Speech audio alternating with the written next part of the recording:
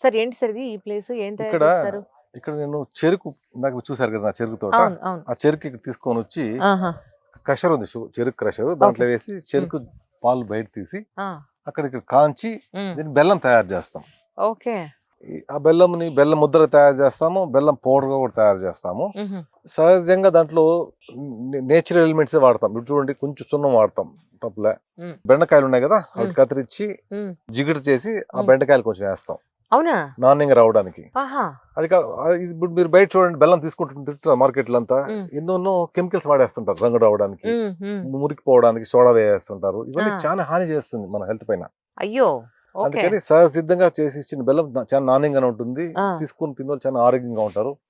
ఒకసారి ఇచ్చిన బెల్లం అలవాటు పడిన వాళ్ళు మళ్ళీ మమ్మల్ని అడుగుతుంటారు. అయితే మాకు ఆ ప్రొడక్ట్ చూపించాలి ఒకసారి. చూపిస్తాం అదే, ఇంట్లో మీకు అన్ని ఉంది. భూమి లోపల నుంచి మీరు ఈ పొయ్యి తవ్వి పెట్టారు అక్కడ. అవునండి. ఓహో, మీరు స్టవ్ కూడా ఏం వాడలేదు, ఇక్కడ కూడా నేచురల్ గానే పెట్టారు అంతా. So nice really. ఇది వచ్చి చెరుకు క్రషర్ అండి. ఓకే. మేము ఆ చెరుకుని అక్కడ కత్తిరించి తీసుకొస్తారు, ఇక్కడ వేస్తాం చెరుకు. ఇక్కడ చెరుకు ఇక్కడ వేస్తే ఏమవుతుంది, చెరుకు దీన్ని క్రష్ అయ్యి ఆ చెరుకు జ్యూస్ అంతా ఈ పైప్ ద్వారా వెళ్ళి ఆ పెనుములో పడుతుంది. అక్కడి నుంచి మేము దాన్ని తీసుకొని కాంచుతాం.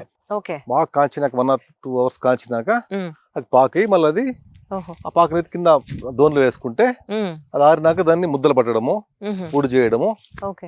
ఇది సార్ ఇది పగ్గొట్టం అండి. అక్కడ వచ్చిన మంట పొగ ఇలా వెళ్తుందా?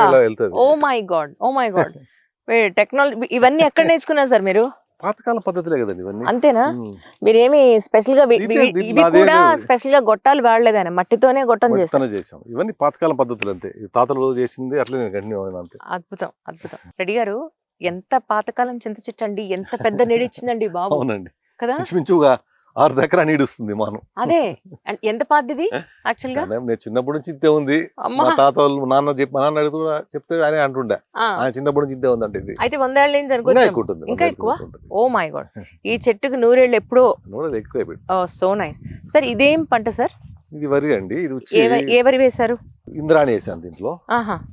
ఇంద్రాణి అనేది కొంచెం మంచి సెంటెడ్, చిన్నపిల్లలకి ఇష్టంగా తినే ఆహారం ఇది. అట్లా అది కూడా దేశవాళీ వరి వంగం. ఇక్కడ మీకు వాటర్ కి ఏం ప్రాబ్లం ఏం లేదండి. ఇంకోటి ఏంటంటే 90% నీటిని ఆదా చేయొచ్చు ప్రకృతి వ్యవసాయంలో, 90% కరెంట్ ఆదా చేయొచ్చు. అందరూ అనుకుంటా కరెంట్ ఫ్రీ అనేసి, నెక్స్ట్ వచ్చే వాళ్ళు గవర్నమెంట్ కరెంట్ ఛార్జ్ కూడా తీసుకుంటారు. ఇంకా అందుకని రైతులు కాషియస్ గా ఉండాలి. మేము చేసే విధానం వల్ల కరెంట్ 90% ఆదా చేసుకోవచ్చు, నీరుని 90% ఆదా చేసుకోవచ్చు ప్రకృతి విధానం. మట్టి ఆరోగ్యంగా ఉంటే పంట ఆరోగ్యంగా వస్తుంది.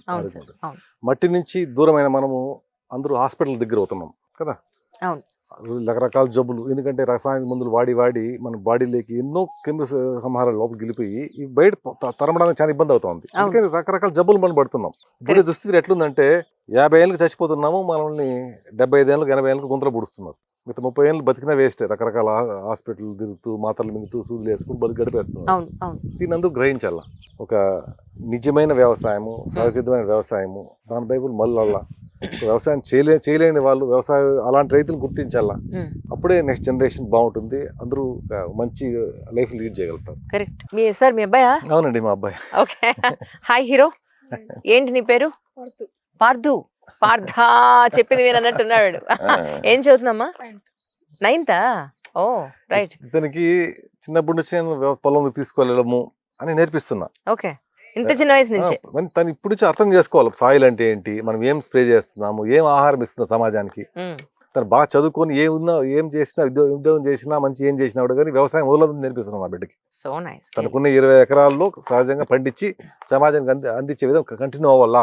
కరెక్ట్. ప్రతి ఒక్క పిల్లలు డాక్టర్ కావాలి, ఇంజనీర్ కావాలి, రకరకాల కోరుకుంటారు. అందరూ డాక్టర్, ఇంజనీర్ లేకపోతే మంచి ఆహారం పండించేవాళ్ళు ఎవరు చెప్పండి? ఇంతకు ముందు అనుకునే వాళ్ళం మనం, ఒక రైతు వాళ్ళ నెక్స్ట్ జనరేషన్ రైతు అవ్వడానికి ఇష్టపడలేదు అని.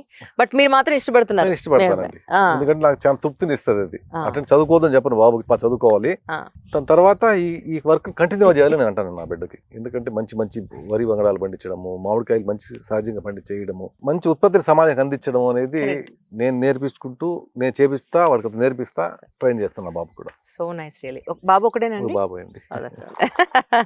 థ్యాంక్ యూ చిన్న, థ్యాంక్ యూ. ట్రాక్టర్ లో ఏం పెట్టదు సార్? ఇది వచ్చి నాది ట్రాక్టర్ స్పేర్ సిస్టమ్ అండి. దీంట్లో 6 డ్రమ్స్ ఉంటాయి. దీంట్లో నేను జీవామృతము, వేప కషాయాలన్నీ మిక్స్ చేసుకుని మామిడి తోటకి, వరికి, స్ప్రే చేస్తున్నాను. Okay okay. అందుకని ట్రాక్టర్ వాడతాను. So nice.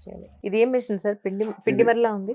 ఇది స్టోన్ గ్రైండర్ అండి. ఓహో. మామూలుగా ఇక్కడ నేను స్నాక్స్ అని తయారు చేస్తాము. ఉమ్, పండించిన దేశీ వరి వంగడాలతో, కూరలు, అరికలతో స్నాక్స్ తయారు చేస్తాము. ఓకే.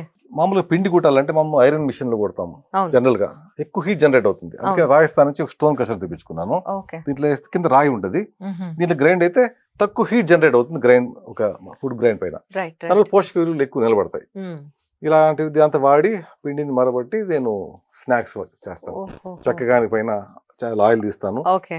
దీంతో పిండి కుట్టి ఫైర్వుడ్ పైన స్నాక్స్ తయారు చేస్తాం. ఓకే. ఓకే. ఇదేంటి సార్? ఇది వచ్చి చెక్క గాని అంటారు దీన్ని. ఆహాహా, ఆ, పైన వుడ్ ఉంటుంది, కింద వుడ్ ఉంటుంది. ఓకే. శనగగింజల్ని ఇక్కడ నేను వేసి? నూనె బయట తీస్తాను. ఓకే. ఓకే. శనగగింజలను కానీ, కొబ్బరిని కానీ, నువ్వులు కానీ చెక్క దాంట్లో వేసి నూనె బయట తీసి మా వినియోగదారికి పంపిస్తాను. చాలా నాణ్యంగా ఉంటుంది చెక్క గాని నూనె. సో రెడ్డి గారి దగ్గర ఆయిల్స్ అన్ని కూడా అవైలబుల్ గా ఉన్నాయని అనమాట. అవునండి. అది సంగతి. ఇప్పుడు వేసేది ఆన్ ఆ, వేసేద్దాం. వేయండి సార్. జరగండి చూద్దాం. వేసేయి వేసేయి. చూడండి.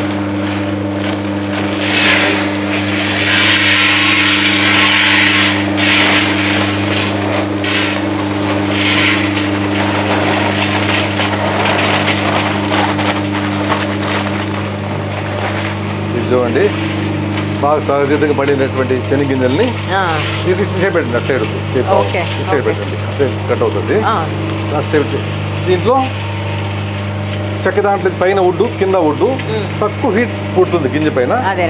నూనె ఇక్కడ వస్తుంది. ఒక 20 minutes పైన నూనె వస్తుంది. ఓకే. ఇప్పుడే రాదు, కొంచెం టైం పడుతుంది.